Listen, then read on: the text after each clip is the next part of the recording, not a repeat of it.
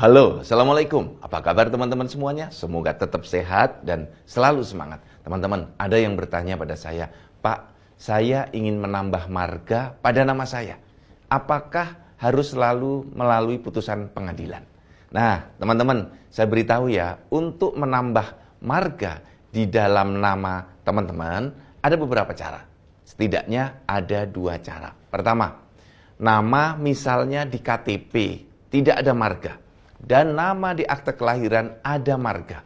Maka cara mengubah nama di KTP untuk menambah marga cukup membawa akte kelahiranmu dibawa ke Dinas Dukcapil untuk menjadi dasar mengubah dan menambah nama menjadi nama yang ada di KTP ada marganya. Tetapi bila nama teman-teman di akte, di KK, di KTP tidak ada marganya dan akan menambah marga, maka harus dengan penetapan pengadilan.